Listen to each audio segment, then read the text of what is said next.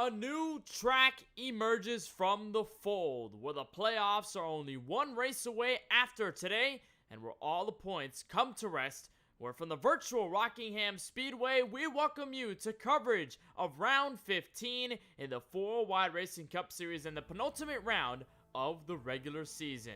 Welcome to our coverage right here on MaxSpeedTV. We're up atop the Rockingham Speedway in the broadcast booth. My name is Kenneth Bueno. We'll be joined by Francisco Bacquiao shortly in enough time, but for now, it is going to be a fantastic race here tonight from the Rockingham Speedway, a track with many historic moments. Has been around for a long time, but tonight will be a pivotal moment in the regular season championship. Drivers in the playoffs trying to get in, trying to keep their berth alive, and so many other factors that are going to result in a great race here, 157 laps to take around the virtual Rockingham Speedway and Thunder Alleys. You can take a look right there on the back straightaway. Before we get into all the race graphics, into all the race information, let's take a look as to where we are in the virtual world. Let's take a look overhead with our track map with images provided by Google Earth. This track built open in 1965 on a spooky Halloween evening. It's a 1.017 mile, 1.636 kilometer oval with 22 degrees in 1 and 2, 25 degrees of banking in 3 and 4, and only 8 degrees on the front straightaway. It's a very interesting track. It's a very unique track in its own way, not built like a lot of other tracks in the United States, or in the oval section is quite like that, and it was definitely a staple in NASCAR racing. Had our last cup race back in 2004, but also held truck races up until 2013. So there has been some coveted history here at the virtual Rockingham Speedway. So there is a lot to cover in terms of how long this track has been around and what challenges this track is going to pose as a older track compared to some of the others that we visit across the service. Before, though, we get to the challenges on the track, let's take a look at the challenges in the points standings. Playoffs coming up in about 2 races time, with Daytona being the next race on through to cap off the regular season. Only 3 drivers so far have been locked in officially via wins and checkered flags into the playoffs. That is Brian Smith, Colin Forster, and Adam Aleshire. Everybody else is trying to point their way in, or maybe win their way in if they can find the checkered flag in the last 2 races here, starting from the virtual Rockingham Speedway. But we're going to take a look over here at this bubble. 11th, 12th on back, 7, 18 points back to as high as 137 points back in 20th place with the driver of the 71, Curtis Kelly. Going to need a lot of points, a lot of things to happen in order for him to make a charge for the playoffs. But as for a lot of other drivers, it is going to be fairly realistic. They're going to be looking for as many chances as they can get. But for now, drivers are poised on the starting grid, and we'll bring in Francisco Bacquiao to help us along for the starting grid, where you'll find every driver and your favorite driver, and they'll be starting here tonight for the 157-lapper from the virtual Rock. It's Stock Motorsports Gridlock with Colin Forster at 23.487, the fastest of the field, with AJ Green alongside him in P2 for your first row to green. Your second row of the grid consists of Craig Lonslonger, one of those drivers that is on that bubble. He's looking for a good run like he had going for him in the ARCA race last night to try and make the playoffs, with Adam Aleshire on the outside of that second row. Behind them, you'll find the 27 of Austin Bloom, a driver trying to get his way into the top 10 in the point standings, and the 00 of Jesse Prees back in P6. Row number 4 with Brandon T. Banks and Lance Hill. Those two looking to have solid runs. We know that Lance Hill's also on that bubble area. Just a couple more after this race, he should be good on points. And behind them, back to row 5, drivers inside the top 10 include the 22 of Eric Schaefer, still looking for a first win, and Austin Reedy in the 11 machine. Tyler Murray, also another driver in that bubble, alongside with a fellow driver also trying to battle for those last playoff spots, Cody Kinsey. Those two tight on both ends of the spectrum, Murray being just barely in and Kinsey being just barely out. Look behind them, you'll find Ricky Rosner in the 43 and the 42, Christopher Bishop back in row 7, P14. Lawson Peel, your winner from a couple of weeks ago at the last time we were running. And you got Kyle Benson trying to see if he can capture some positive momentum in the Cup side and make the playoffs, trying to see if he can get a win and make himself a name in the playoffs. Gonna need some work to do back in P16. You'll find Jason Hastings and Curtis Kelly back to row number 9. And then you look to the rest of the field. These guys did not take qualifying times, and it goes all the way back to P26 and the 08 of Pete Bruni, the final drivers in this 13-row, 26-car field here tonight from the virtual Rockingham Speedway. Let's take a look at the weather overhead from Rockingham before we get started. It's a 75-degree afternoon here in North Carolina with track temperatures in the triple digits, 120 degrees. That's going to be a big talking point over tonight's race on tire conservation and just how slick these guys are going to be on track. There's winds barely to the southwest, or southeast rather, at 5 miles per hour. It's a mostly cloudy afternoon, so maybe some cloud cover, but won't be too much to look at in terms of the sun being all the way beaming on this 1.017 mile oval. Pace car going to make its way to the safety of pit road. Its teammates, Colin Forrester, AJ Green, your front row to the green flag.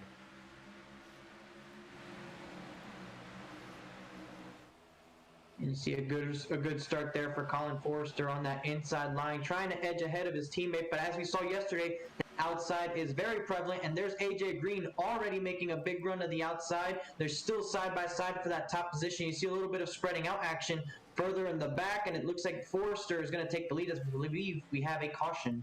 Caution out on the speedway. Our first yellow, and we have just found the first driver involved. That is Kyle Benson. Only 18 points out from the top 10. In a playoff berth, has just accrued some severe damage on his Chevrolet Camaro, and you could even see it there from the rear and from the front. It's a tough turn 1 and 2 for the driver of the 10. We'll take a look at the replay and see exactly how it all unfolded. Not sure whether they had some help, Francisco, but this is a hard hit in the first corner. I think they stacked up on the initial start. That's outside 3 wide. And there's where the trouble spills. Ricky Rosner right into him, an overcorrection, and hard into the outside wall he goes.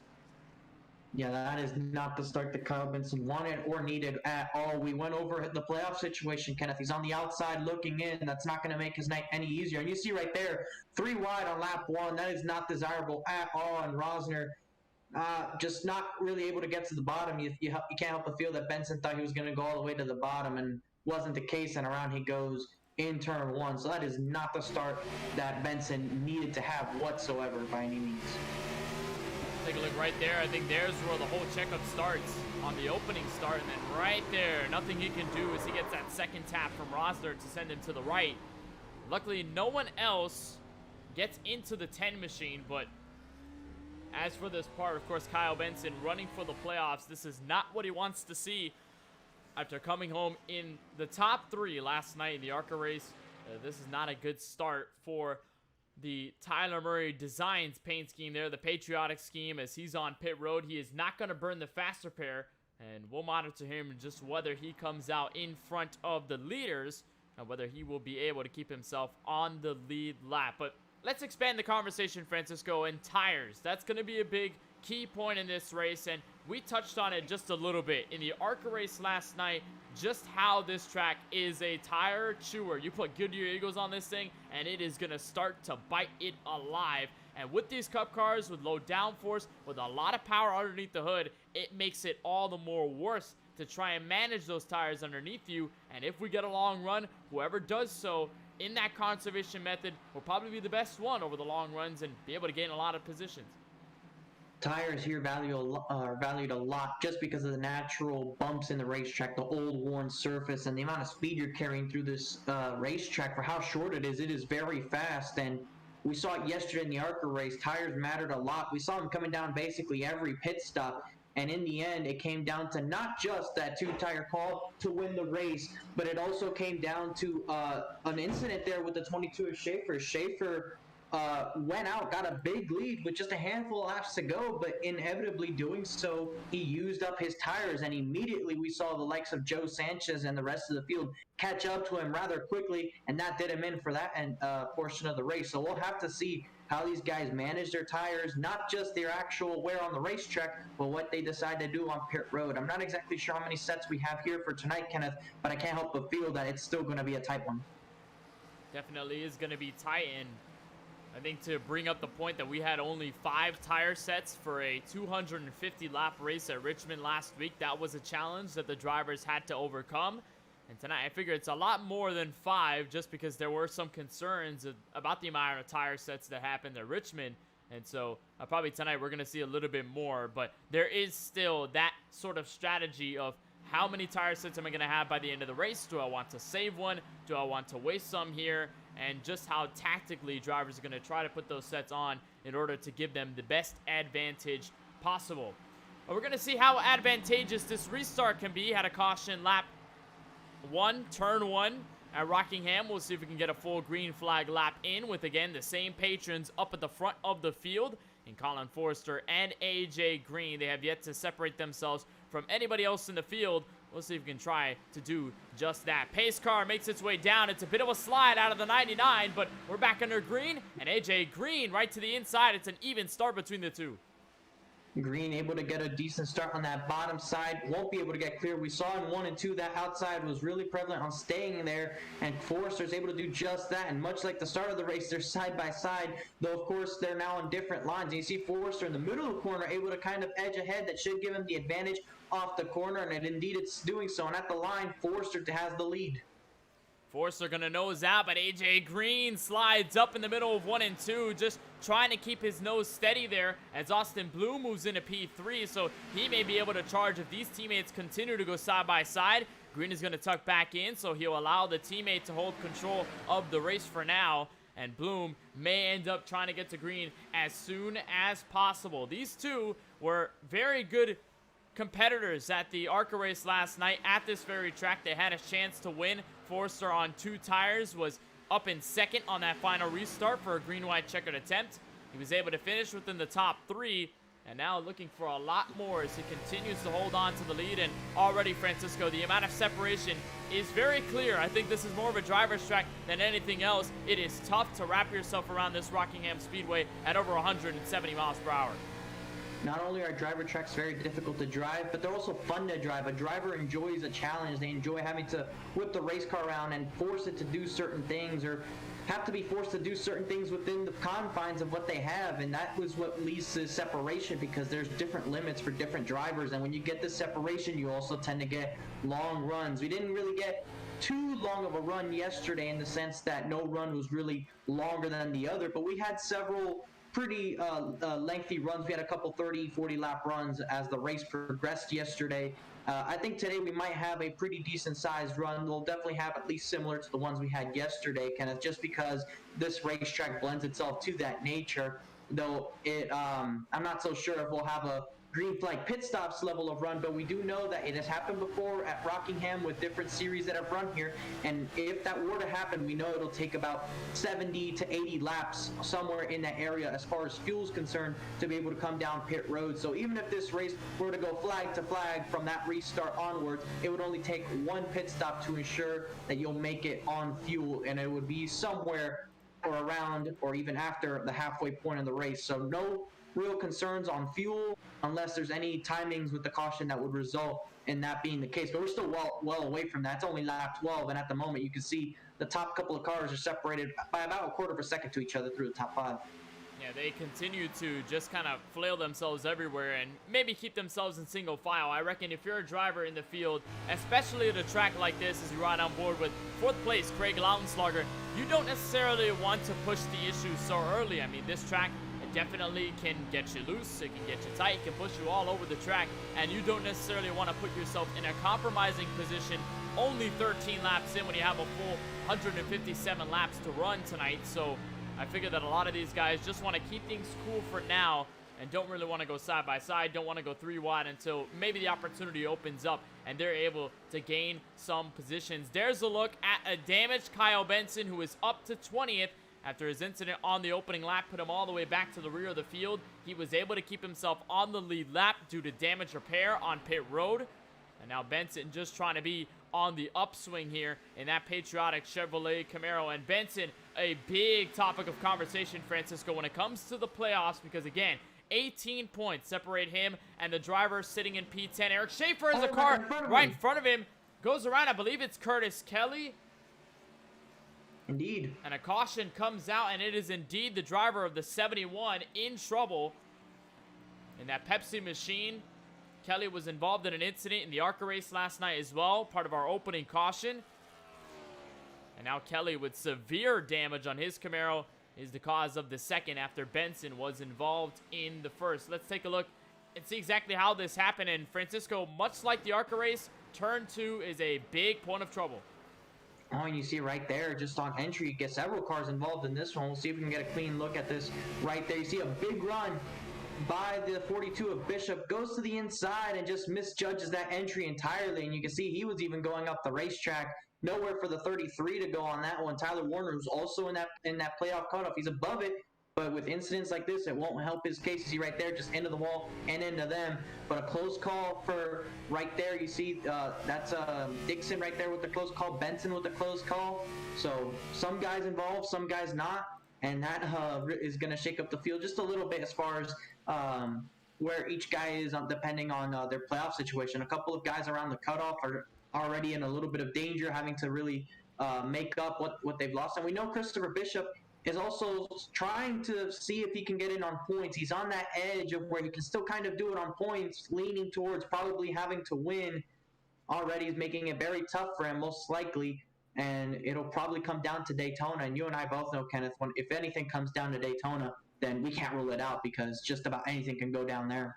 Yeah, I don't think any driver would want anything to result in a Daytona regular season finale to get into the playoffs. And you are right, Bishop is kind of leaning towards the must-win stage. He is 64 points out of the cutoff. As you watch him on pit road, there's Ricky Rosner in that John Deere Ford Mustang. Tyler Warner also picked up damage from this, so he's getting some repairs as well. Bishop getting the extensive treatment here from the pit crew. He's going to be sailed off and away just before the pace car and the leaders get by. So it is getting rather close for a lot of playoff competitors. Curtis Kelly also kind of in the running for point standings. He's 137 points out, so he's mostly in the must-win category. And you do not want to start your night off at Rockingham in the penultimate race of the regular season with some troubles earlier on. And obviously, we mentioned the fact that these drivers are mostly going to separate themselves just because this track is hard to drive. This track really tests you behind the wheel, so you rather race the track than race anybody else around you. But sometimes when you get somebody getting a big run, they want to make a dive, especially in that first corner where it seems advantageous to take that bottom lane. It can get really dicey, and that's exactly what happened between Bishop and the driver of that 71 machine. A term that we hear a lot in real life and don't really hear too much on iRacing is give and take. There's just points in the race where you got to give, and there's times where you got to take, and sometimes early on in the race you have to give a lot so you can be able to live to fight another day, as the motto says. If you try and fight too hard on lap 19 of the race, then you're probably not going to live to see lap 20. But if you give on lap 19 of the race, you might just hang in there and wait on and be there on lap 157, which is the goal.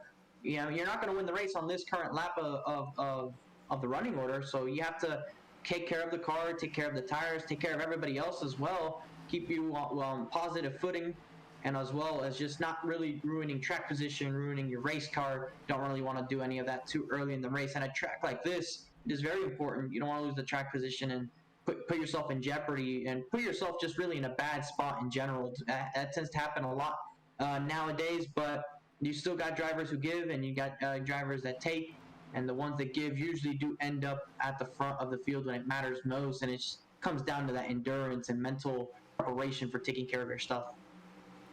Well, everybody's going to get ready here on this restart, lap 20 of 157. Again, Forrester and Green to command us back to the green, with Barney the flagman waving the green flag already. Pace car is down. Forrester is up and away. Similar start to the last restart as Green is able to hold on through to the inside.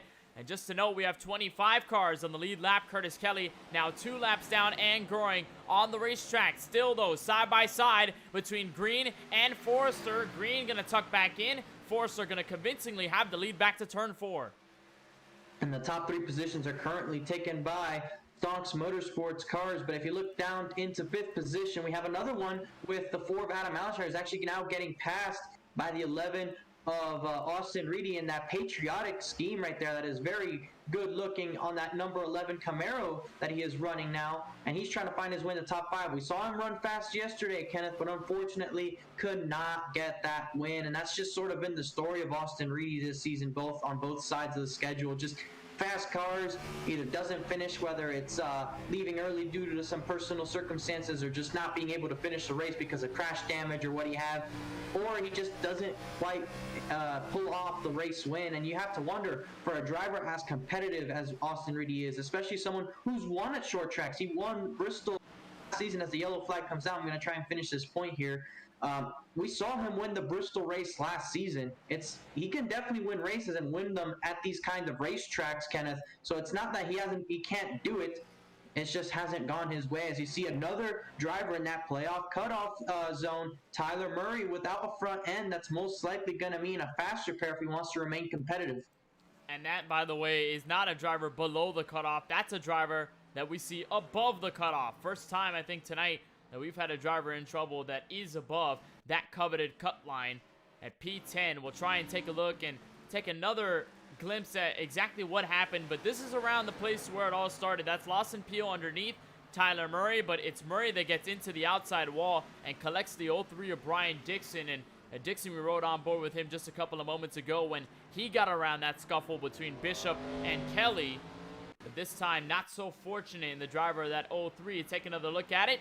Murray all the way up the track.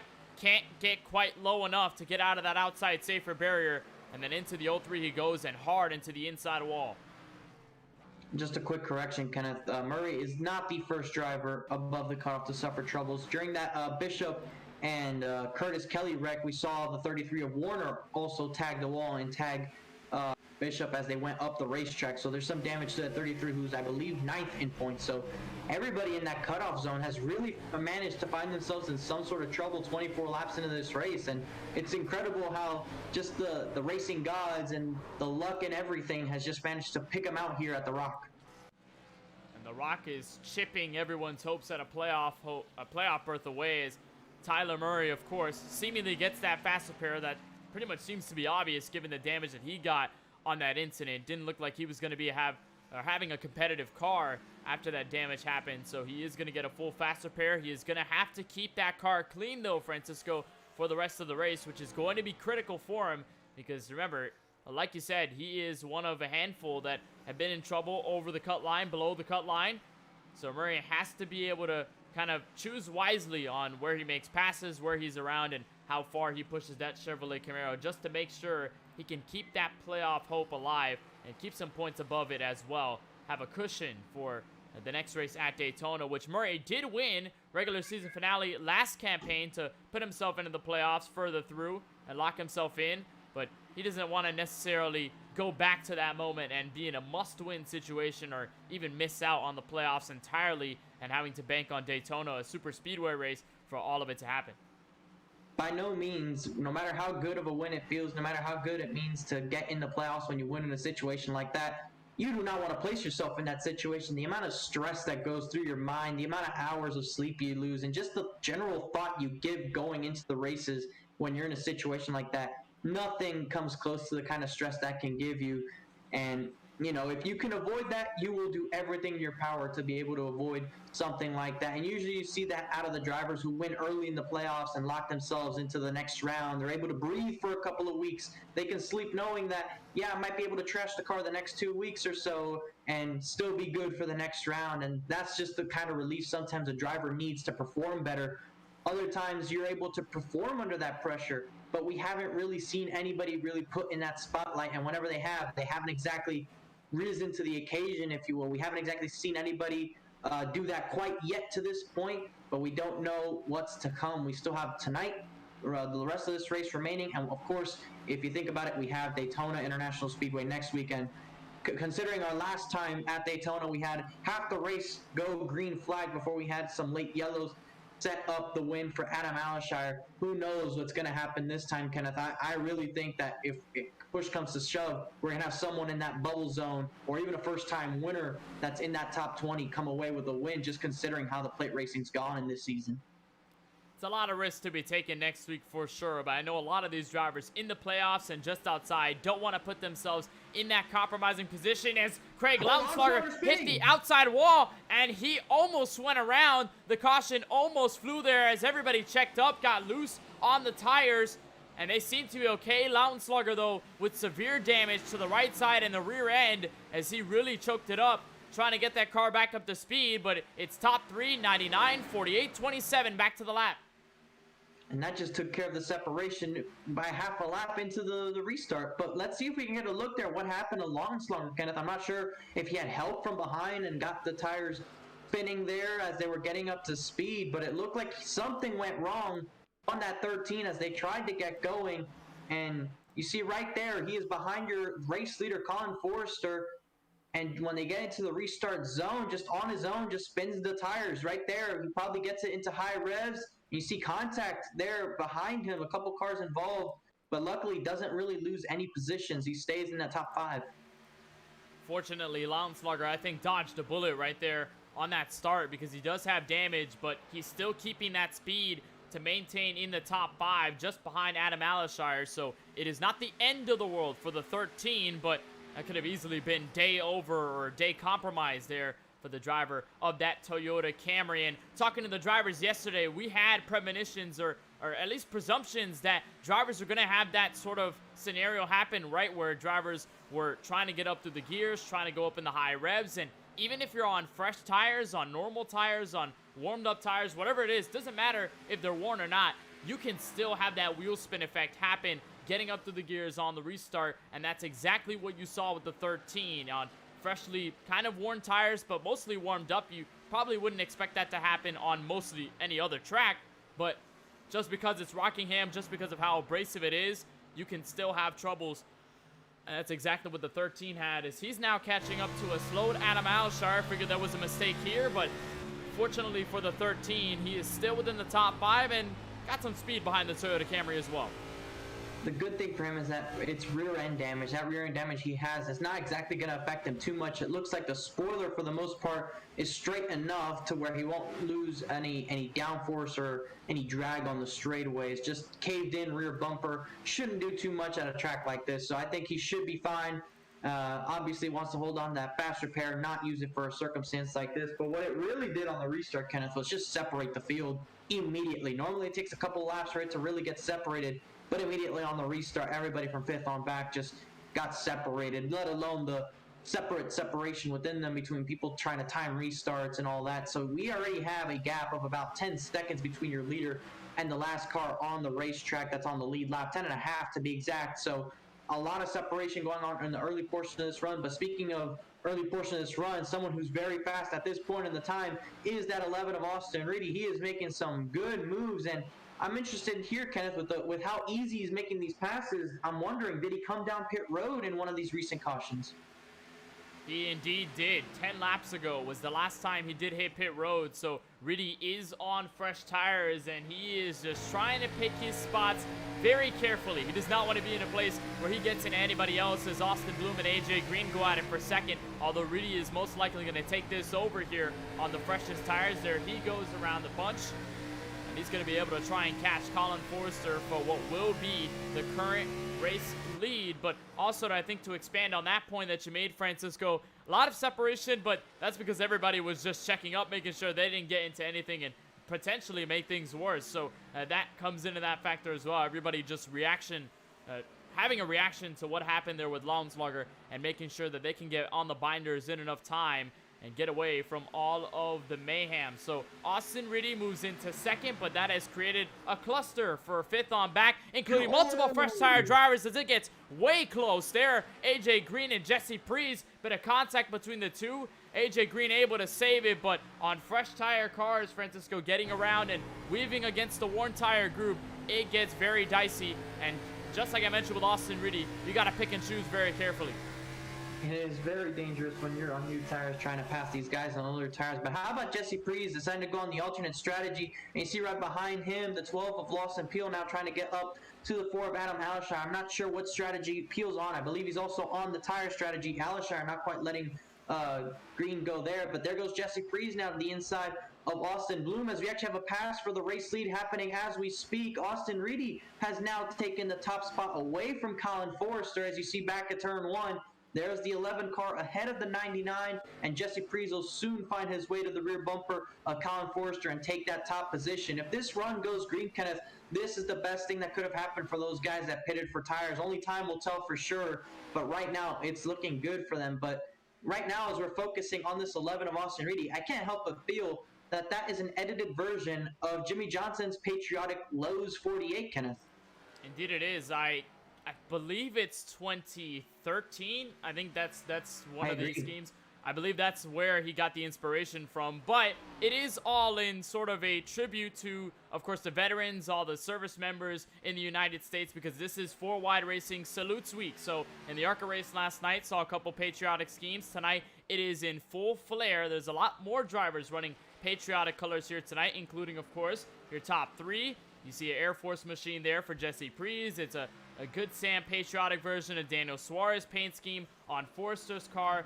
AJ Green with his beef car. That's not patriotic, but the car behind him is Adam Alashire in the 4 with some red, white, and blue colors on a Kevin Harvick-inspired paint scheme, as Alashire is sort of in the middle of a mix there. That's Lawson Peel and Brendan Banks just behind him, so he's in this sandwich fighting for position as well. So in this 4Wide Salutes group, of course, a lot of drivers showing their patriotism, showing their respect for the veterans and everybody that makes it happen and keeps our freedom safe here in the United States of America. A beautiful thing to see, and a great community event happening here tonight from the Rockingham Speedway. This is a good look here, Francisco. It's a front row seat at all of the mayhem that's ensuing from about 5th on back. Green has been caught up, Peel has been trying to cut his way through, and Adam Alashire has just been stuck in the middle. It looks like Peel's very loose on entry into the corner. If you saw there going into turn 1, he was sideways going into the corner, and right now you see Banks and the 4 of Alashire, they're in a battle and is holding up a big train of cars behind them. You see just how many cars are there. Half of them are probably on tires. The problem is they can't get by somebody, and as soon as 2 cars are side by side, you can't always see Peel there loose. He's going to chase the 48 up the racetrack, but that's going to give the advantage back to AJ Green just with that outside lane momentum, and Green should be clear for position again. So Peel has fresh tires, but he's really using them up to try and get past this 48. He's sliding on entry, sliding on exit, and that's is going to wear those tires out, and soon enough, if he keeps that up, it'll soon end up on the same level as those around him. And you see right there a little bit loose and a little bit of a blinking action going on behind him, and right there you see just how this is all working out. So there's a big cluster of cars back here. They're already about a third of a lap behind your race leaders. That's how much these guys are battling. There's over 7 seconds behind and losing multiple tenths each lap, just battling each other so aggressively as those old tires on AJ Green are faring against the 11 of Austin Reedy. And speaking of the top positions, Jesse Priest has moved on past the Forrester machine. He's well up into second place now, about 1.2 seconds behind your leader. So those two now are top 2, clear of the rest of the field. So this strategy right now is working very good for them. It definitely is. So Priest and Reedy, their company, has taken advantage of the race at lap 47 here. I believe is another driver on the fresh tire group, Brandon Banks, in his machine. Indeed he is. So he's now the next car behind Jesse Priest to be on fresh rubber along with Kyle Benson.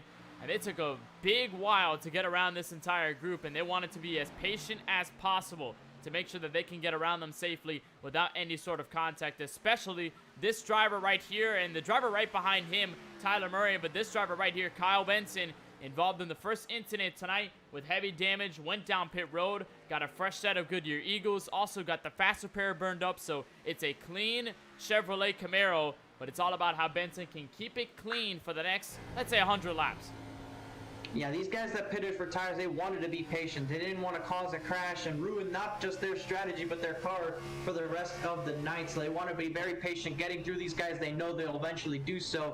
The only thing that makes you hurry is the fact that you don't want to lose relative track position to those on the same strategy as you. And sometimes that goes back to the give and take you got to do. Are you willing to lose that position now in the race? As Peel gets into the wall, and he's actually spinning down the racetrack. He is sideways in turn 3, gets into the 13, and he saves it, locks it down, kind of comes back up the racetrack. He comes to a stop, and he brings out the caution.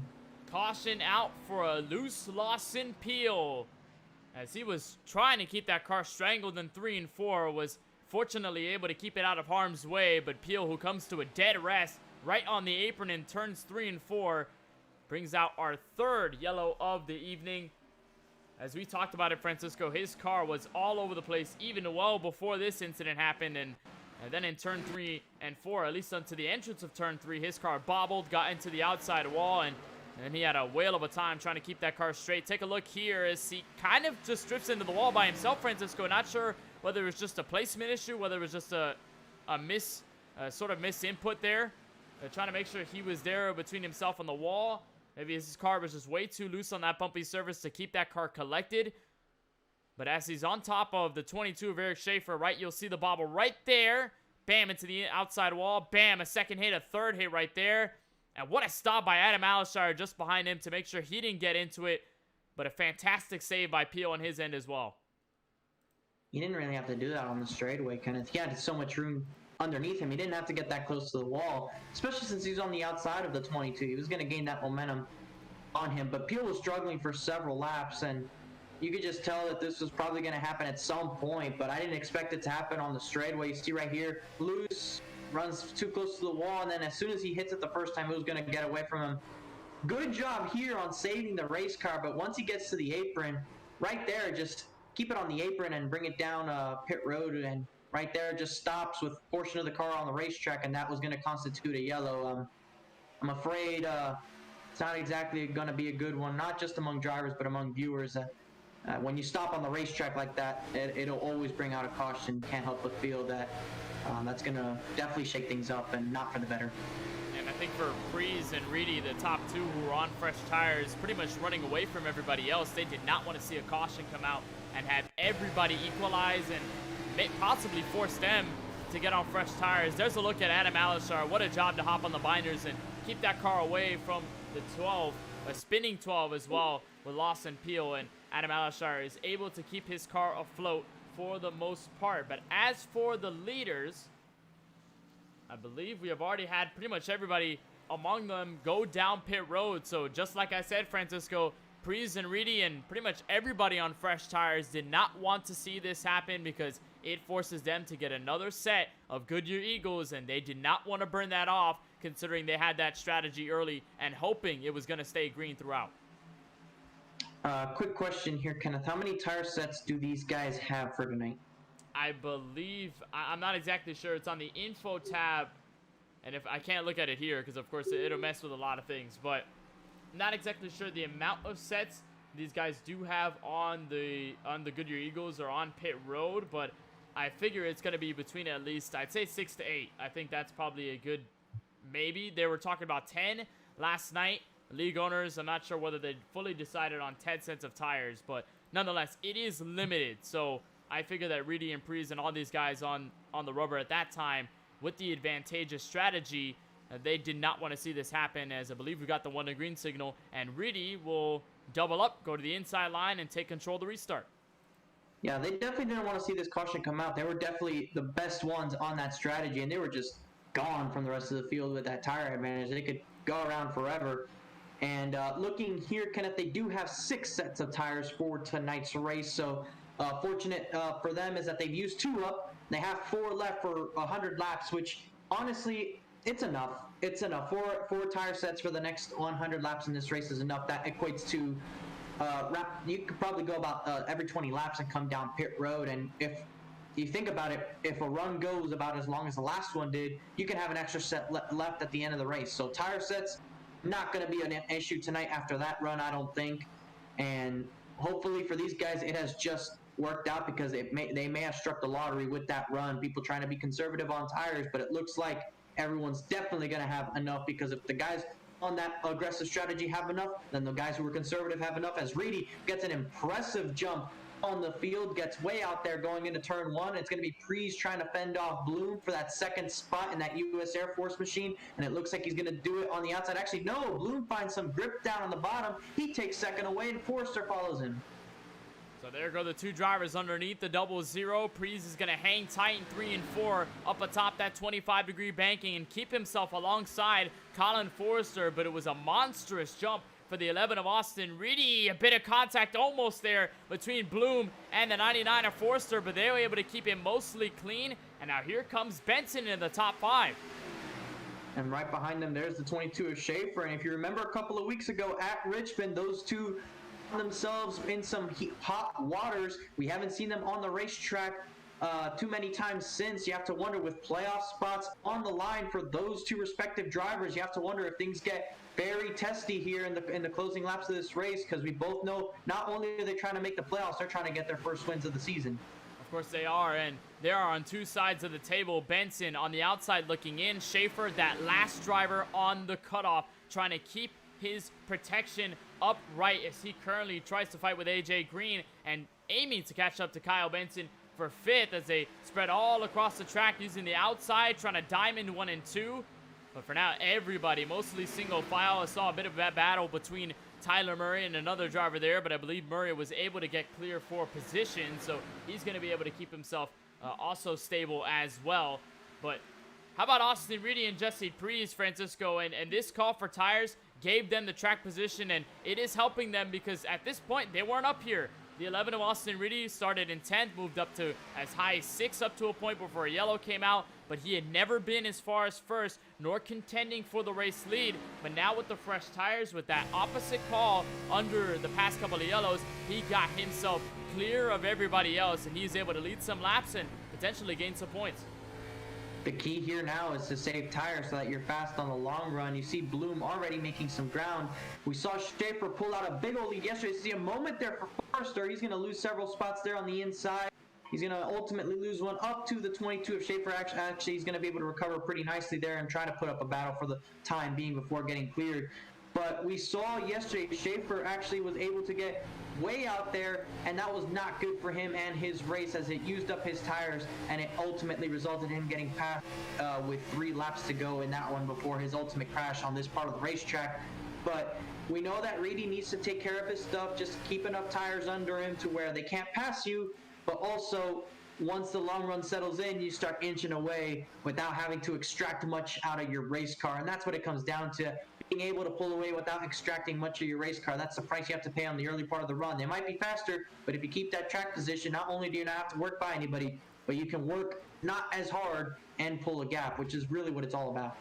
And again, that goes back to the point that I made a little bit earlier. You don't want to race others. You want to race the track. You don't want to be in a point where you have to look at the driver up top, look at the driver down low, and be like, okay, I have to figure out where he is. I have to try and gauge where he's at, where he's going to be, hope that he doesn't lose his car, hope that something bad doesn't happen, and then try to get around him or maybe give and let him go by. But if you're by yourself, if you're in clear path and you could just focus on how you drive the track and how you save your equipment, then it's going to be a lot better than just trying to fend off everybody around you. And that's exactly the motive that the driver of the 11, Austin Reedy, is doing. And Reedy just pointing it out once more that he's been strong on short tracks. He's just yet to find the win. And a driver that won at Bristol last season, he has been able to get it done. It just hasn't come to fruition here in the latter half of 2021 and this particular season. So if Reedy can try and hold on as we're about halfway, that could be very well spelled for him and possibly add a playoff berth. Here's a nice run from about 11th on back. That's Jay Gimbel in the 85 machine, struggling to keep himself afloat. That's the 13 of Launslager, the 34 of Lance Hill. We saw Launslager with some damage earlier on, but it's a tight-knit battle, and Jay Gimbel doing well for himself so far in P11. And something to note, Kenneth, is that Colin Forster, he's been fast tonight, but right now he is running in the 6th position. Brian M. Smith not here tonight. Tonight's a big opportunity for somebody to get a win and get a much-needed win if they're able to do so, because it'll definitely help not only their playoff situation, but if you're already in, it could further help your seeding and your chances at making that championship at Atlanta. So if you're one of those guys that already have a win, then you definitely would want to use this as an opportunity to get win number 2, to really get yourself up there amongst them, closer in playoff points. But also, if you're one of those guys on the outside looking in that need to win, like the 11 of Austin Reedy, there is no better opportunity than right here, right now. You have the lead. You're starting to pull away a little bit at a time from the 27 of Austin Bloom. If you can keep a run going green to where you can keep the lead on pit stops and do everything you have to do at the right time, this could go his way. But of course, how many times have we seen Reedy uncharacteristically crack under some pressure while trying to battle for some key positions in the races this season, particularly in the ARCA series, but it has not excluded himself from the Cup series this year. Definitely hasn't, and it's been a struggle for a lot of the guys who were dominant last campaign to find some footing this time around. And we saw just how dramatic that the shift was in the paradigm, I guess as you can call it, between the rookies that came into the series, the new faces that started winning races, Colin Forster being one of them, and then of course the faces that we see be so dominant each and every week. Last time we held the season, they aren't as good. I think Brian M. Smith has kind of been the only exception in his case, being dominant in the first season, being dominant in the second season here in 2021. But as for others, including Murray, including Kyle Benson, including a handful of others, and including the 11 of Austin Reedy, no doubt, they've struggled to find dominant finishes, dominant runs, and of course racking up race wins. So it has been a whole nother challenge on top of just trying to make the playoffs and just trying to defend their sort of throne in the 4-Wide Racing League and in the Cup Series. And last season we had a final 5, and all 5 of them are in that playoff situation, in that cutoff zone. We have the 2 Tylers above trying to hold on, and you have Kyle Benson on the outside, you have Austin Reedy on the outside, and of course Scott Healy, your defending champion, has not run a single race this season. So the remaining 4 all trying to nip and claw their way into the playoffs, which is crazy to think, and I don't think we could have seen this coming. We've seen the likes of Kyle Busch after his championship in 2019 had a struggling 2020. We saw Chase Elliott come off his championship and have a struggling 2021 just this past season, and it's really transitioned its way into this series. We've had everybody in the championship for struggle this season, 0 wins for those guys, and definitely struggling to make the playoffs, and your defending champion not even in the series anymore. It's been tough, I think, to say the least, for these guys as you continue to watch the fight for P11 right now on track as the 34 got by Lounslugger for a moment, but Lounslugger's trying to take this position back and keep some points along as well, as he's going to go side by side. He'll go to the inside of turn 1, and for now Hill is just going to have to work on the 22 degrees of banking, as he's been running the wall on end, trying a diamond approach here past couple times by, and we'll keep an eye on them, see if anything dramatically changes between these two. Now here's a look at Jesse Priest. He's the driver currently running 3rd, and there's a bit of lap traffic in front of the race leader. Probably not something we expected from the Rock out of all places, but this may end up affecting Austin Reedy and the rest of the leaders if they get by and stay green.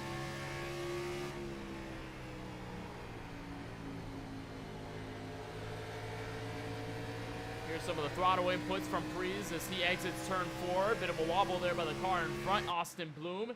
But the other Austin in front, Austin Reedy, is going to be striking on the first of what could be a handful of lap traffic cars. And that first one was the 08, or it seems to be right now the 08 of Pete Bruni, who I believe has not been put a lap down here tonight. I can correct it if I'm wrong. Actually, now he just went a lap down. There's where the leaders came by. So he's going to be 1 lap down and be in the lucky dog position for now. Next car in line will be the 43 of Ricky Rosner. And to answer Austin iRacing's question in chat, no, it has not been green all the way. We've had a couple of cautions to start this race, but this is so far our longest green flag run of the evening. So no worries right now about yellows flying, and hopefully we don't see any more soon. I guess commentator jinx already up in the air by my sake, so if anything happens, then you can blame me. Kenneth Winnow up in the booth for all of that, but nonetheless, this has been the longest green flag run, and if we do stay green, we should open ourselves up to potential green flag strategies, which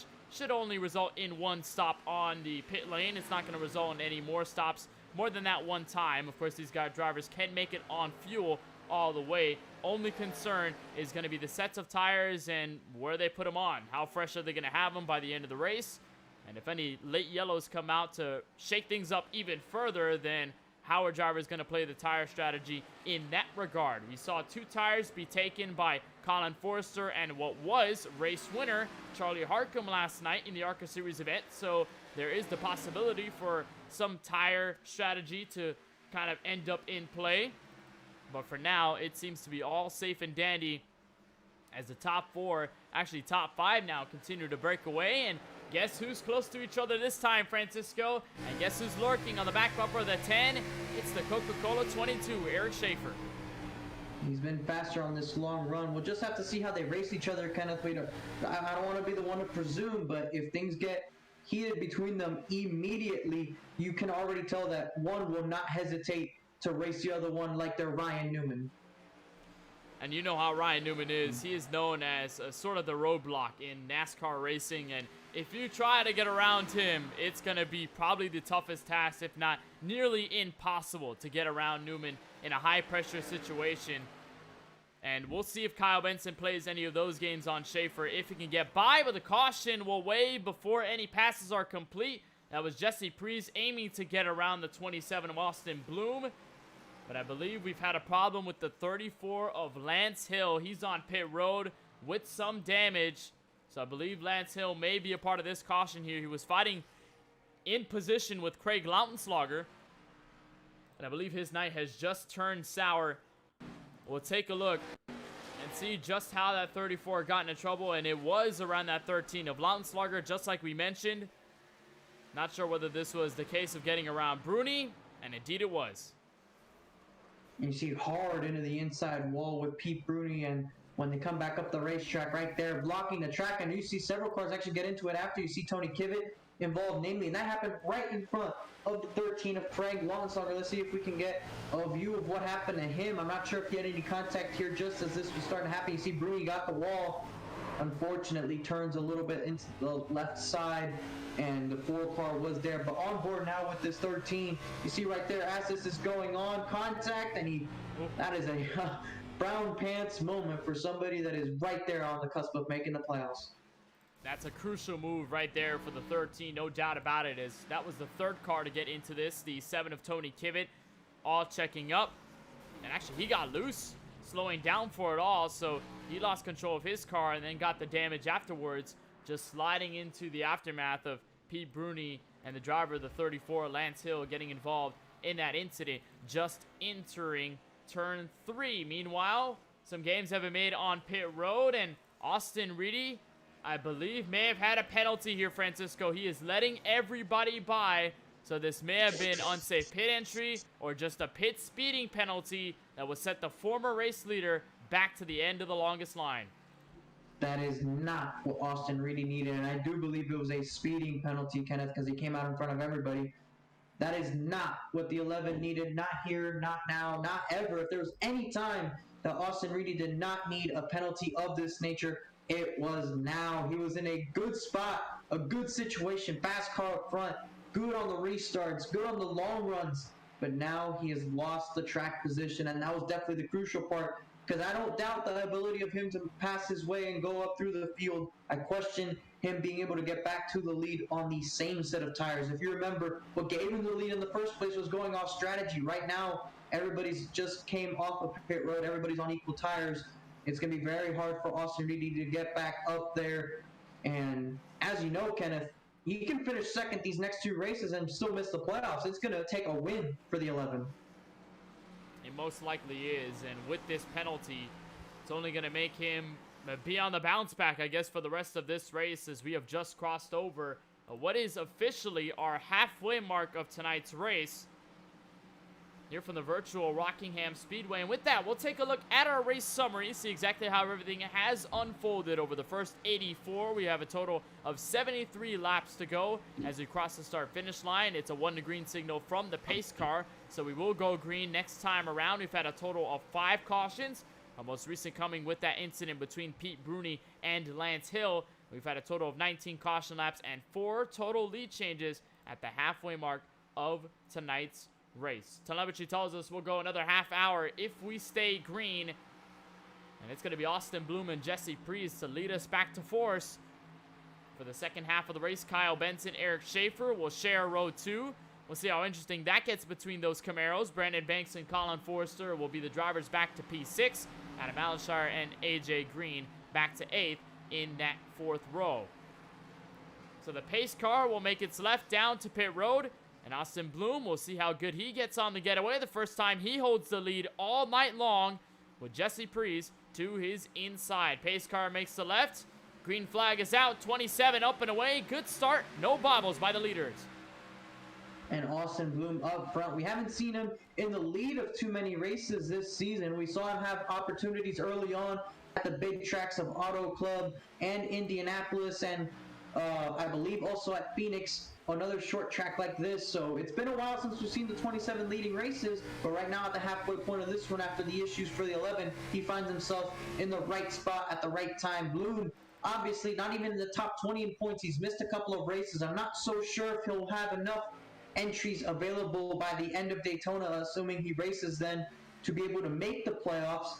But it is a big opportunity, not just for him to get a win for himself, but also just add on to the dominance we've seen of Stonks Motorsports this season. But one of the big ones right there, look who has found them way to second. Kyle Benson is right behind him. We know what his playoff situation is, and he is not here to play around.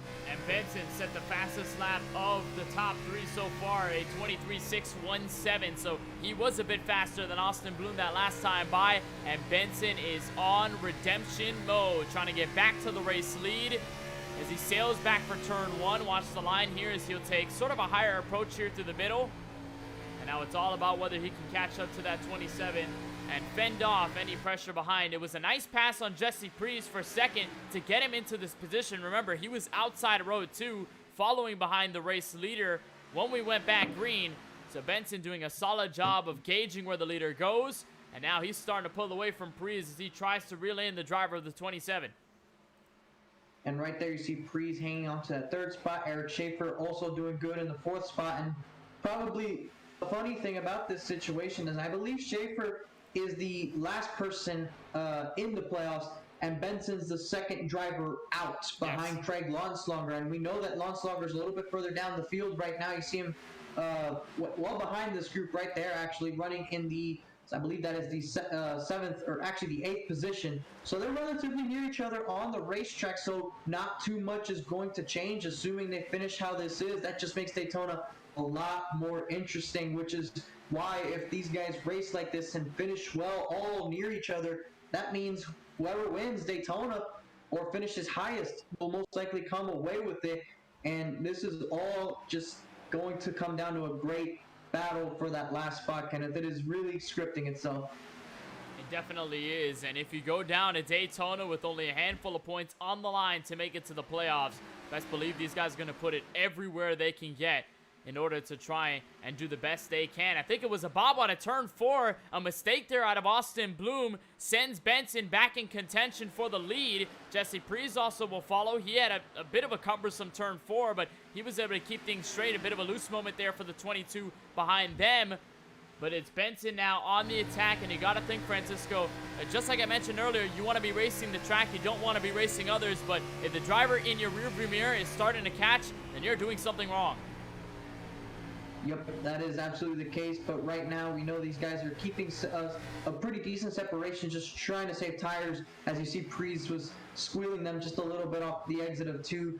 Brandon T. Banks a little bit further back in fifth as you move on to Adam Alishire, still holding off that 13 of Lonslonger, who has not used the fast repair. He's still carrying a little bit of that rear bumper damage that he got from early on in this race. It hasn't impacted his speed, so I don't think it'll do too much, but definitely holding on to it in case he gets some sort of terminal damage by any means. We hope he doesn't, but if he does have the ability to pull the fast repair and keep himself in contention of this race to this point.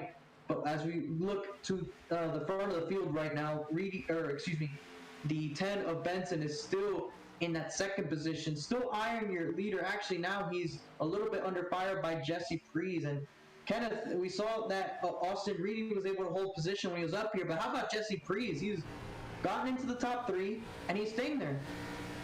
Been able to keep himself content up here, and with the mistakes that Reedy made, Austin Bloom kept himself in this fight as well. But Jesse Priest, a nice job to solidify himself as a part of this group and say, hey, you guys are not the only ones that can fight for the lead. I'm here to play as well. And a driver that had a good qualifying effort, started in P6. This is the highest he's been, apart from second now. If he can make this pass complete, gonna dive the nose in on the 10 of Benson. A solid turn four for Priest. Just the question is, can he hold on to that momentum for 1 and 2? Answer seems for now to be no. That's allowed Eric Schaefer to put himself here as well. So the 22 Coke machine going to put himself to the outside. And now we have a battle for fourth. or for third. And the battle is on at the moment, but it looks like Schaefer with that outside. Look how close to the wall he gets. He's going to get huge momentum off the corner. We saw him doing this yesterday, and now he finds himself in the podium spot. So the pressure continuing to mount.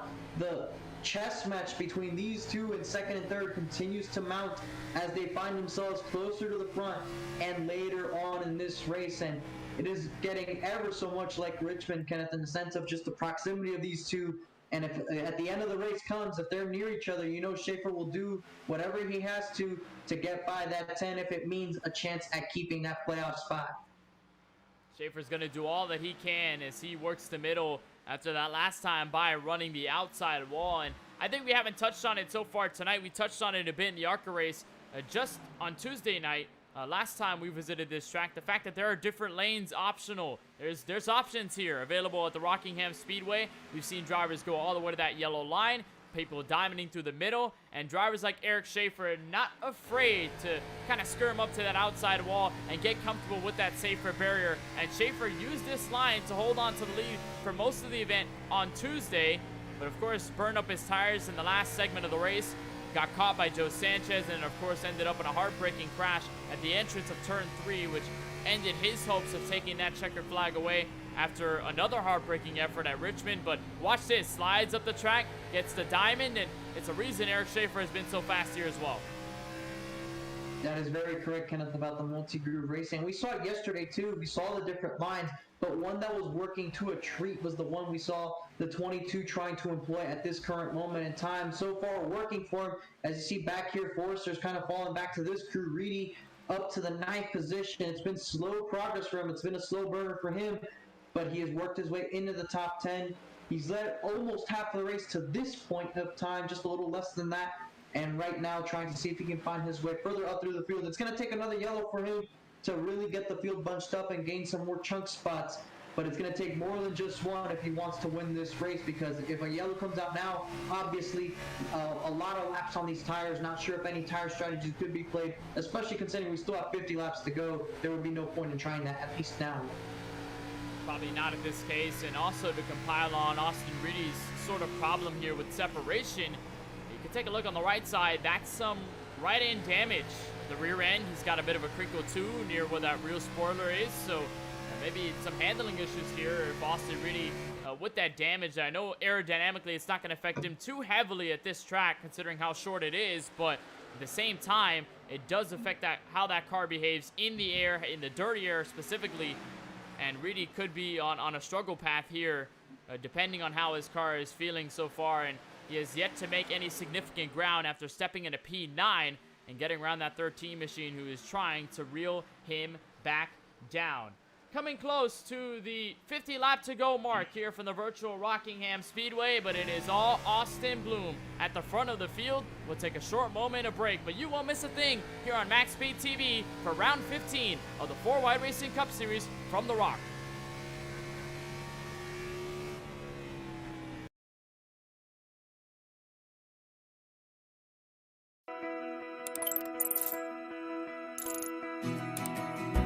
iRacing is a sim racing game that combines a true-to-life racing experience with an online community of virtual racers from all around the globe. iRacing offers a multitude of officially licensed cars and tracks, laser scanned with millimeter accuracy.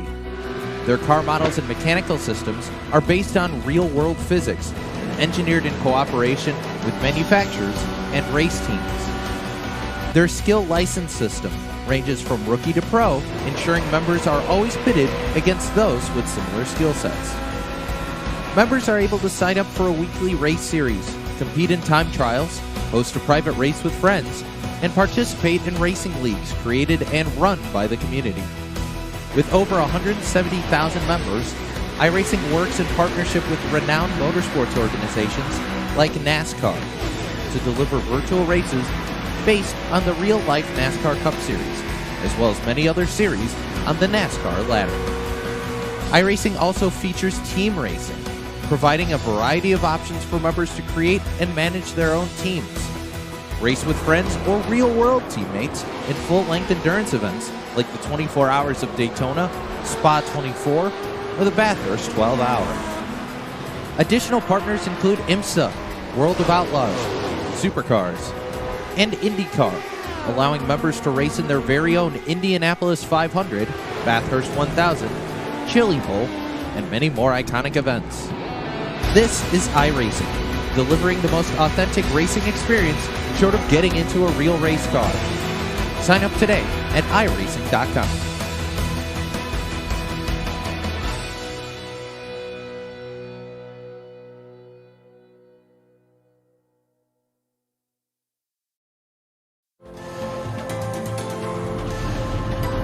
We've been waiting for this moment.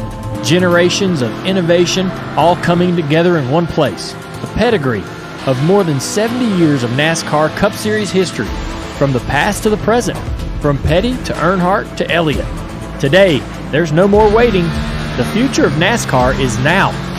Drive the next-gen cars today on iRacing and step into the next generation of racing.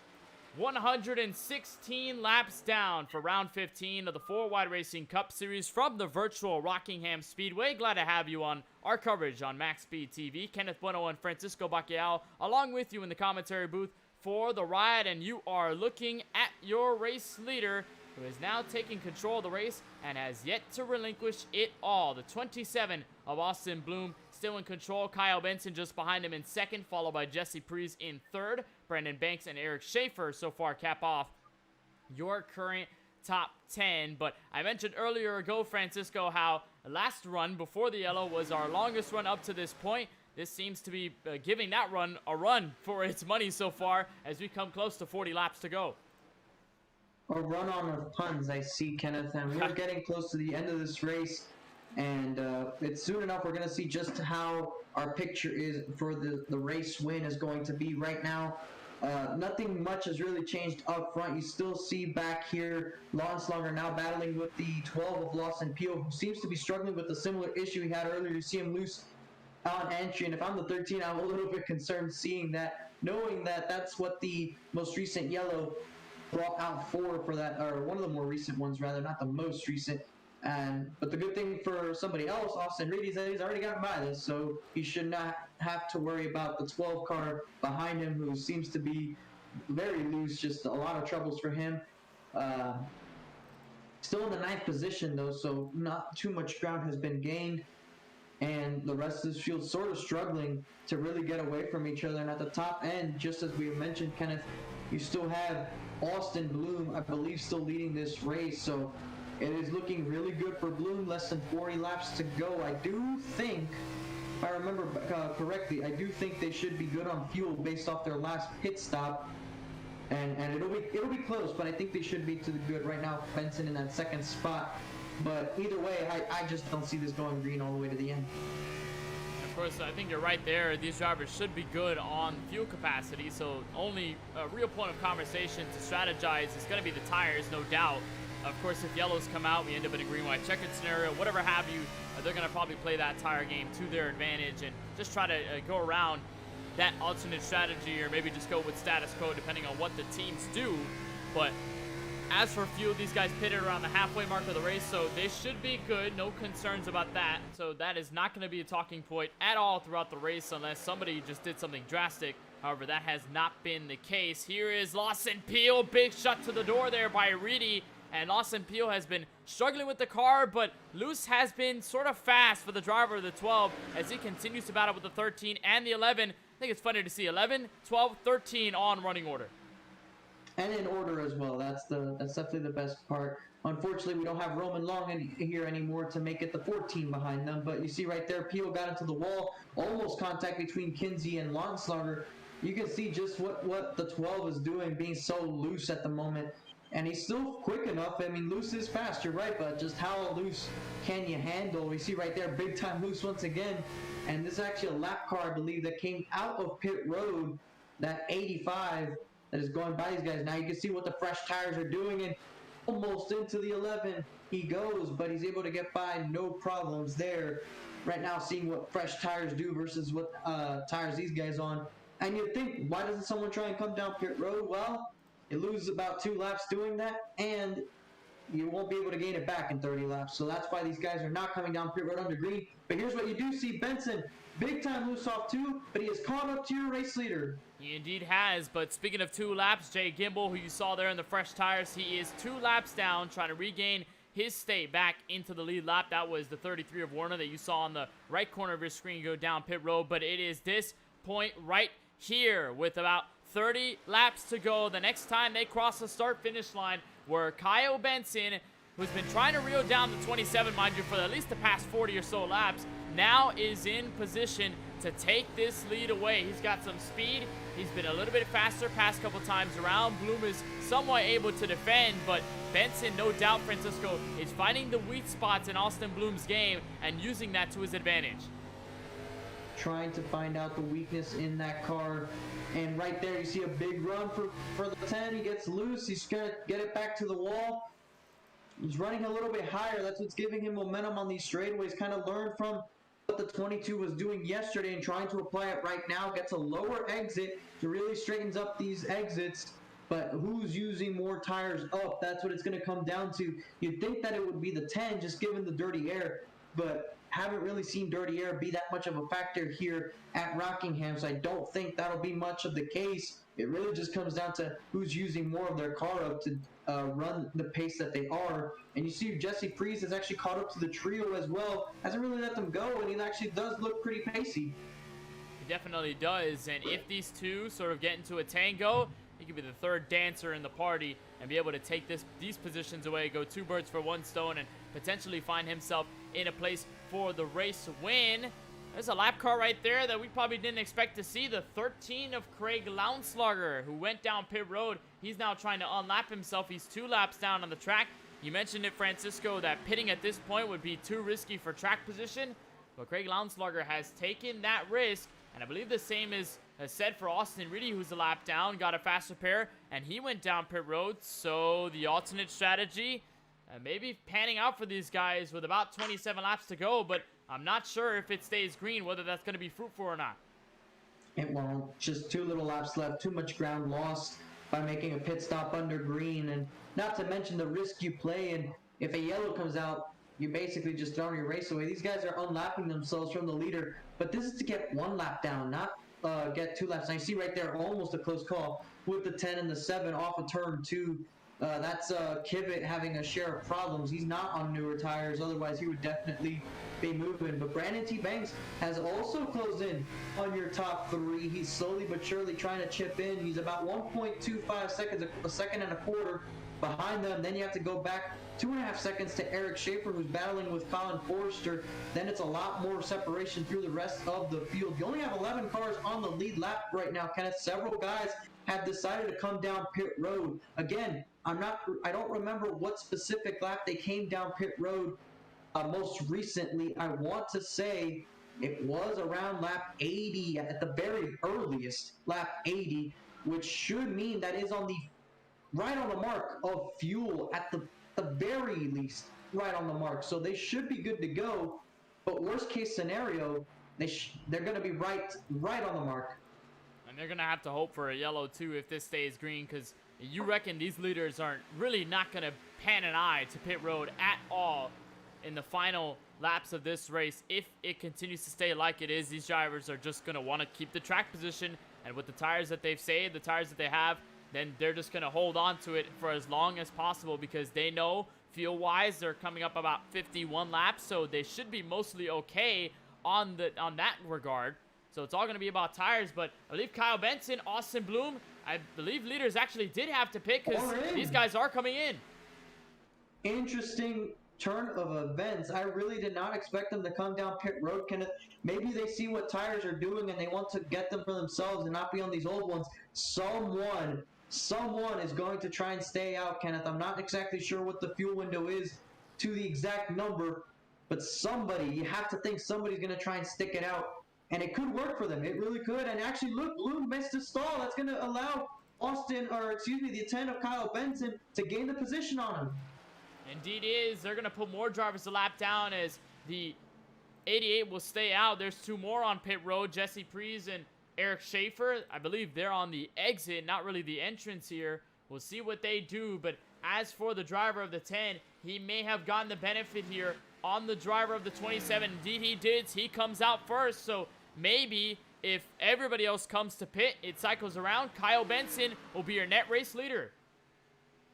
He definitely, well, he might be at least initially behind some guys who pitted over 15 laps ago. Just the difference of tires could give them initial track position, but with the number of laps left, that should eventually work out to Benson's advantage, as he's actually behind the likes of Lautenschlager and all them, so he should get by them.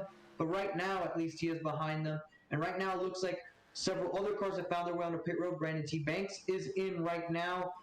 He stayed out, led a lap, and now he's in pit road, running in the third spot. This should cycle out as the rest of the field continues to go by. Right now, in the actual race lead is Colin Forrester, followed by Michael Newbrook, Cody Kinsey, Tyler Murray, who was one of the cars who came down pit road, AJ Green, who hasn't pitted yet. I believe he's going to work his way down pit road now. Benson already got by several guys. He's in the top 10. So it's going to be interesting seeing how this all works out, Kenneth, just where everybody is exactly out on the racetrack, and just how will this all unfold over the next 18 or so laps. Now, we are under 20 laps to go, so we are definitely in crunch time from Rockingham. There's your current leader. Forrester continuing to stay out, and that was a pivotal moment. Just that lap by, Austin Reedy unlapped himself. He's in P5. Only 5 cars remain on the lead lap, and that means if a yellow comes out, then he is in the money spot. If Benson does not unlap himself, well, at this point, he is going to be the lucky dog, so that could put him in position there to hold still with Reedy. But it's now a tough task, as these drivers may end up staying out for the rest of the race. It's a big question mark. But so far, if we actually cycle everything through, it'll be Reedy in the lead, but Benson is on fresh rubber. Reedy is a little bit older tires than these guys are, so he should get by. Benson should at least be able to get by. See, right up to Forrester. He's going to make this look. He's getting the yellows out. Yellow flag out, exactly what I mentioned. And there's a car around on the front straightaway. Gonna try and recall who exactly it is. But it may have been AJ Green with some damage near the rear. I see some of that. Didn't see that before as he tries to catch up. So I believe he was the cause of the yellow. And this will change everything with under 20 laps to go. And I said it, Kenneth. The number one risk these guys have in pitting under green here is the amount of laps you lose, just considering how short the track is. And you see it right there. Green, loose. I'm not sure if he was on new tires or not, but either way, probably was on cold ones. I believe he came down pit road.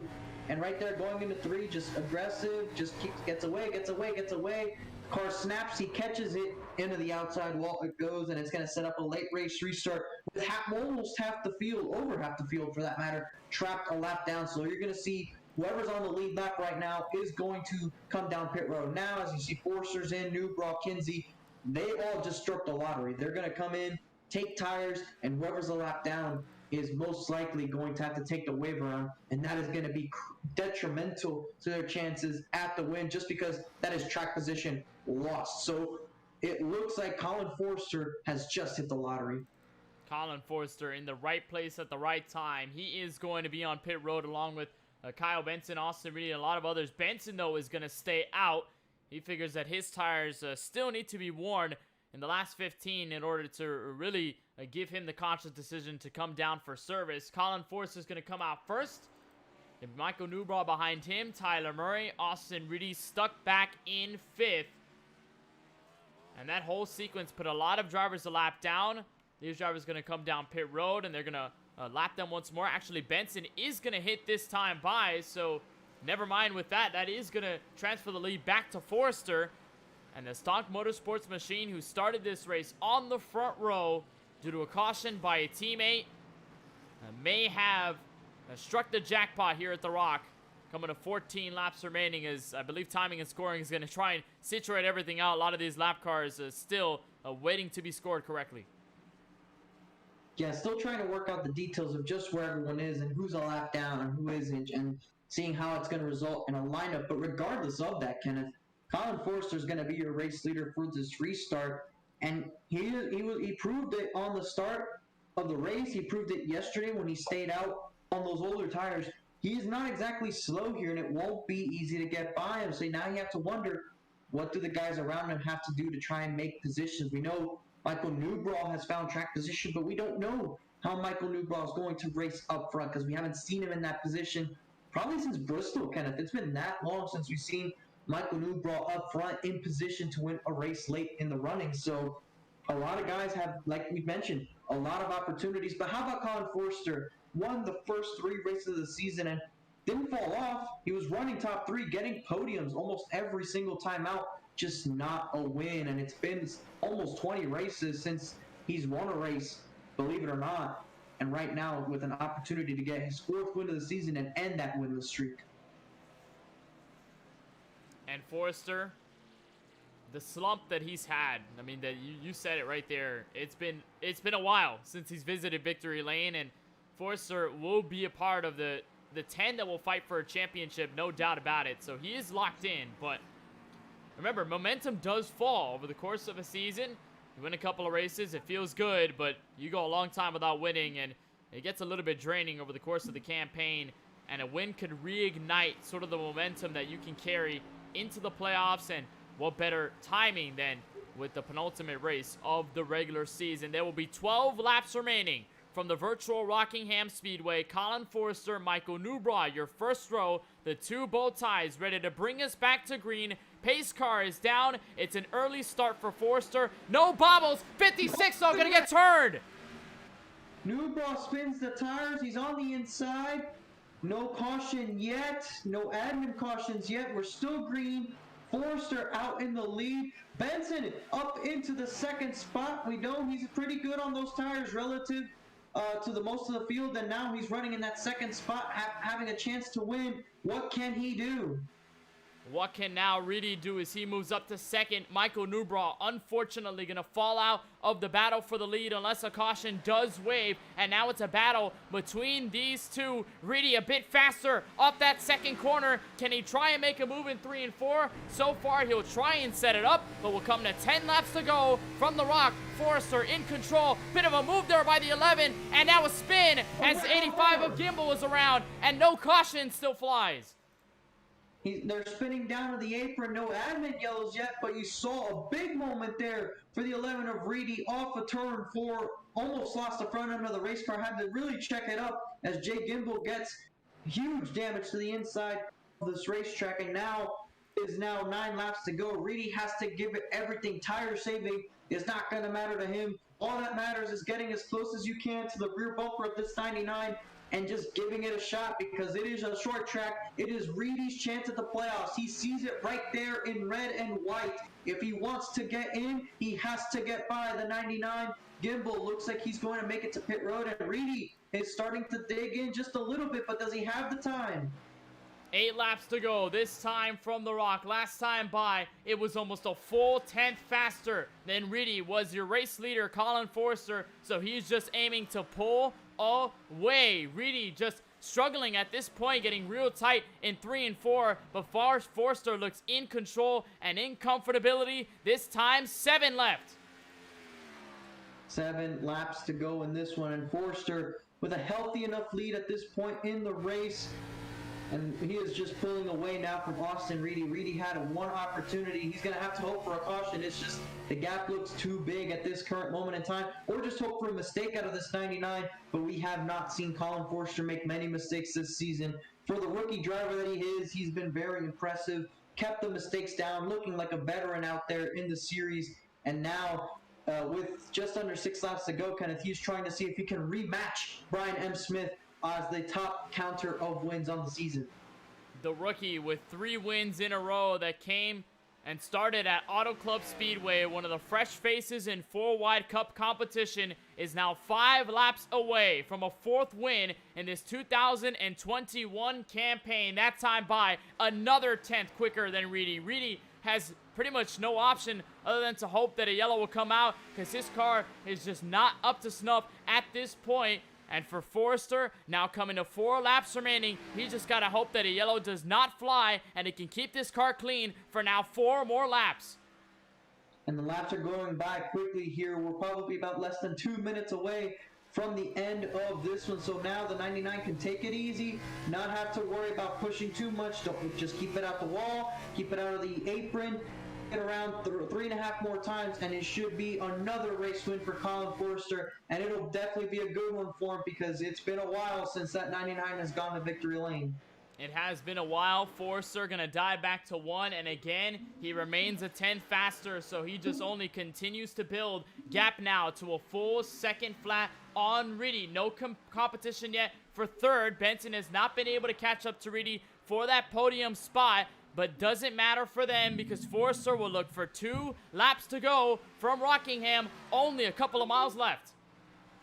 And we've talked about it all season so far, Kenneth. Just the consistency that Forster has showed for a rookie driver, always finishing 2nd, 3rd, had those 3 wins at the start of the season. We talk about this every week, and it started getting to the point where we were saying, what's going on with Colin? Because the results are there. The results are consistent as he takes the white flag one more time around for him. They were there, the results were there, just not getting that win. And we saw Brian M. Smith click off those wins, starting to raise some eyebrows, raise some concerns for this 99. But right now, Colin Forster works through 3 and 4. He is going to silence those doubts. He's going to pick up win number 4 on the season. The Rock belongs to Colin Forster. Colin Forster, after a slump, after the 3rd win, finally gets his 4th, and it comes clean at the start-finish line. Austin Reedy comes 2nd. Kyle Benson arrives to 3rd. But for the 99 machine out of Stock Motorsports, Eric Schaefer on his roof there in 3 and 4. But for Forster, there's congratulations from Benson. A clean race to the end. And even after getting close last night, Francisco, a 2-tire call, was not able to get the best of Charlie Harcum, the rookie as well, to win in the ARCA affair. He's able to get the best of the rest of the field on a timely caution with 15 laps to go, and he'll burn it down from the virtual Rockingham Speedway. He'll be able to break it down. Forster, 4 wins on the campaign and some added momentum for the playoffs in 2 weeks' time. And he told me last night, he told us, Kenneth, his goal tonight was to finish 1 spot higher. And he did just that. He was able to come out, had a good run. And it's crazy to believe, Kenneth, but this is the first time he wins this year without a green-white checker. That is true, and that is also a win that comes at a track that really is not really a short track. Forster has not necessarily won on very short tracks, and Rockingham Phoenix was one, but that's around the same length as Rockingham. So I guess it is 2 short tracks on the win, or on the campaign. The 2 bigger tracks at Indianapolis and at the Auto Club Speedway, the first 3 races of the season. And there's a Polish victory lap, tribute to Alan Kowicki, and a classic finish out of the Trackhouse paint scheme, the Good Sam scheme for Forster, as he gets win number 4 on the season. He'll continue his celebration on the front straightaway from Rockingham. Let's take a look at your full field results. See exactly where everybody finished at the end of 157 laps. Forster, 4th win on the season, comes here tonight. He parks it into victory lane. Austin Reedy just 1 spot short, not able to catch up in enough time to finish in the top position. Kyle Benson would come home behind him in third. Cody Kinsey finishes in fourth. Solid finish for the 93. And a great rebound here, Francisco. Tyler Murray ends up in the top 5 after a big crash earlier tonight. Austin Bloom able to come home for 6th. Jesse Priest finishes in 7th. Brandon Banks will finish 8th. Craig Lounslager in 9th. And Michael Newbraw will wrap up the top 10. And for guys like Lounslager, Banks, and Tyler Murray, and Benson, really, these are all solid efforts to keep their playoff hopes alive. Adam Allenshire finishing in 11th position. Eric Schaefer, we saw him upside down on the final lap, Kenneth. He did not need that whatsoever. He was the last driver in. The two main guys he was looking at, Cody Kinsey and the 10 of Kyle Benson, they're going to gain on him. So it's going to be a matter of about 5 points between 3 drivers going into Daytona with this 12th place finish by Eric Schaefer. AJ Green with the solidifying 13th should do him good for his playoff spot. Tony Kivett finishing in 14th. Jason Hastings in the 15th position. Christopher Bishop finishing in 16th. Jay Gibble, we saw him involved in that wreck with no yellow, finishing in 17th. Also, another big one, Tyler Warner down in the 18th position. That's going to make it all the more tighter for that last playoff spot because he is way down there relative to those guys that are on the bubble. So we have about 4 or 5 guys that could realistically battle for two or three spots right there at Daytona, Kenneth. That's going to make it very wild and exciting for us up on the booth. Lawson Peel, unfortunate handling issues for him plagued them to result in a 19th place finish. Brian Dixon finishing in 20th, getting involved in several incidents there. And to round out the rest of the field, Kevin D'Elia finishing in 21st, Ricky Rosner 22nd, Lance Hill down in 23rd, Pete Rooney in 24th, Curtis Kelly going into Daytona and a must-win, and Douglas Carlson, your race control, being scored as 26th.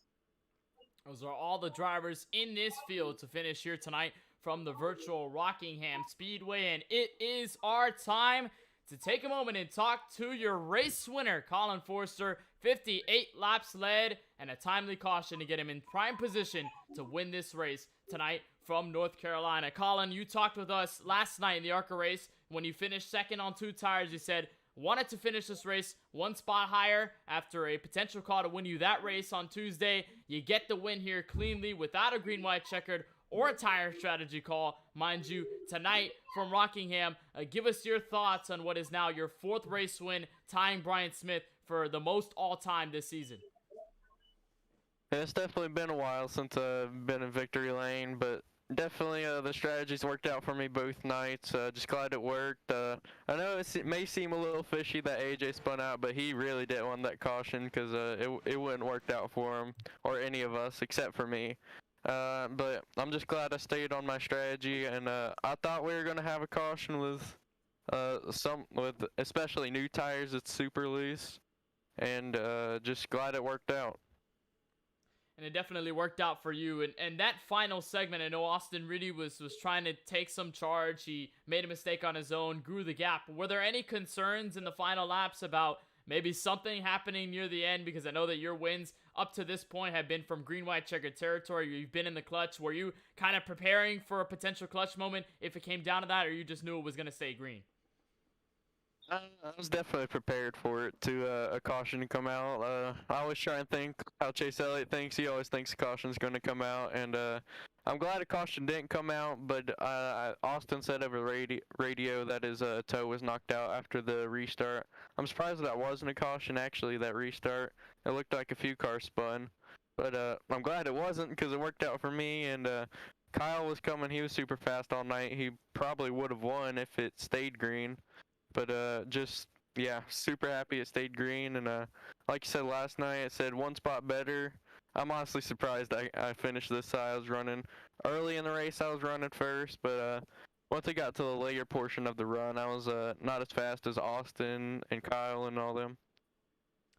And in the grander scheme of things now, it's a 4th race win on the season. Of course, you're already locked into the playoffs, so there were no concerns about whether you were going to fight for a 4-wide championship, but there were concerns about just you not being in victory lane after that 3rd win earlier in the season when you took 3 in a row to start. So with this win now, in a timely manner, just before the playoffs begin, what does this mean momentum-wise for you and your team, knowing that you guys can still put up the results, you guys can still get to victory lane, and now you've got this fourth win here from the Rock? It's definitely big on momentum, but next week's Daytona, so it's really hard to take momentum into there and carry it on. Just anything can happen there. Anyone, not anyone can win, because it takes a certain skill to be good at super speedways, but almost anyone can win. But yeah, it's huge for us though, to prove that we can still win races, even if it takes a little luck sometimes. But yeah, like I said, Daytona is hard to carry momentum, but hopefully we can carry it into next week. Next week's going to be big, but you know you're going to be part of the 10 that'll run for a 4-wide Racing Cup title. Colin, before we let you go on this win, is there anybody you just want to give a shout out to, any of your teams, your sponsors, or just anybody you just like to give the love and thanks to for tonight? Shout out to my dad. I know he's watching right now. I can hear it. Shout out to everyone on Stonks Motorsports. We ran solid as a team tonight. It was a pretty good race overall, and shout out to you guys for doing the broadcast. I'm sure it was a good race to watch. Had very few cautions and had a late caution, which probably made it exciting. And just shout out to everyone in the league for having me. Thank them. This is so much fun racing every Wednesday night. I definitely know that Mr. Forrester is happy to see the son, Colin, win here for the 4th time this season. Colin, congratulations on the win here tonight from the virtual Rockingham Speedway. And again, we look forward to seeing you over at the beaches of Daytona next week, but we wish you the best of luck in your endeavors for a championship in a couple weeks' time when we kick things off at Darlington. All right, thank you very much, sir. Colin Forrester, win number 4 comes from the Thunder Alley in the final lap. So kick it back to P2, the finisher in the number 11, and in sort of a Jimmy Johnson patriotic paint scheme, Austin Reedy for Big Fast Racing comes home in 2nd, and he's caught up with our very own Francisco Bacallao. Reedy, unfortunately for you, it was just one spot short of the win you need to make the playoffs. Can you take us through that last bit of the race? Yeah, the last bit was great. We had the green flag run, and I ended up accidentally speeding when I was in the lead, so I had to get back there to like 18th. But we drove back up to like 9th or something, and just the tire wear was too much, and I got into the wall.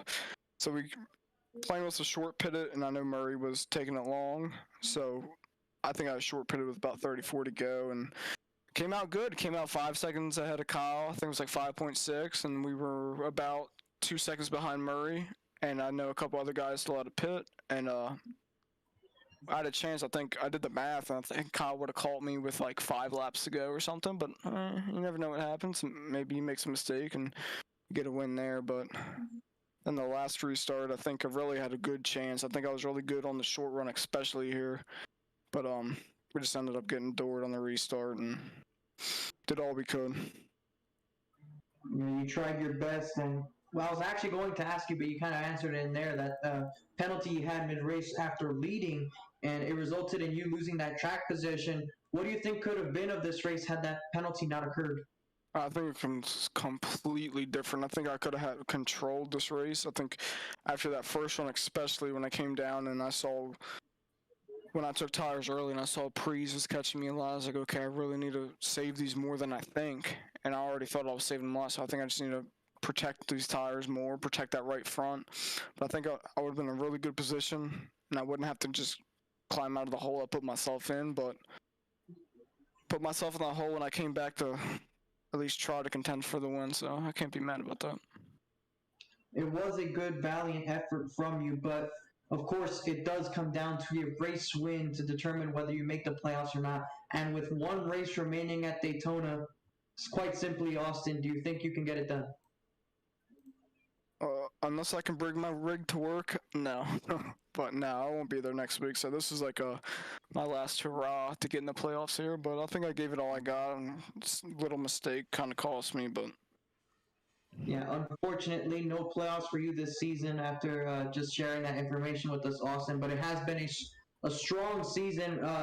Throughout all the adversity you have faced, a solid P2 effort tonight is probably your best result of the year.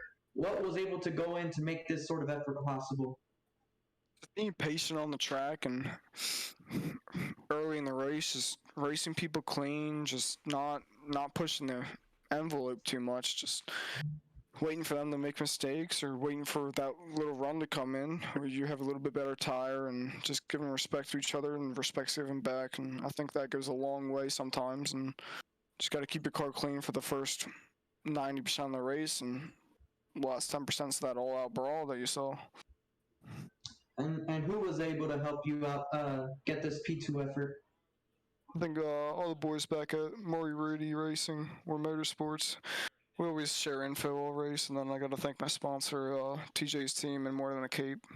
Have him on my car pretty much every league race I do, so I'm proud to do that. Well, once again, unfortunately, no playoffs for you, Austin. But it was you went out fighting. That's the best you can do. Go out on your terms. We would have hoped to see you next week at Daytona, but we hope to see you in the playoffs, trying to still get that win on the season that we know you can get, Austin. Congratulations on P2. We hope to see you throughout the rest of the season. All right, thank you, man. Austin Reedy comes home in P2 after leading 45 laps, and unfortunate that he will not be a part of the 10 to fight for a title, but hopefully we do end up seeing him in contention for wins, even without championship eligibility. And with the question of championship eligibility, we'll kick things back to our third place finisher here tonight, the 10 machine of Kyle Benson. Kyle, last night we spoke in the ARCA race where you finished third, this exact spot, and you said tire saving was going to be key. You're going to have to save from lap 1 all the way to lap 157. Kind of proved to be the case. Bit of yellows, bit of pit strategy throughout, but you were able to rally back after an early incident to finish in third. Give us a walkthrough of how that was for you and what kind of roller coaster you experienced here from the Rock tonight. Oh, well, I mean, it's a great roller coaster. After getting wrecked on not even lap 1, turn 1, just had to rally back from that, and then figuring out that I had too much damage to even continue with the car that I had after the damage. I decided to drop my fast pair and just take it easy. And then once I took it easy, it was to the point where people pitted and stayed out, and then it was just a really big difference between the guys who stayed out and the guys who pitted, and it was just a really big cluster for a while. And then I somehow came out unscathed, so I was really in good track position after that. But the last 15 laps, I gave her the beans. I was trying to get up there, but it was just really hard to make up that time, especially when you got guys in front of you that are battling.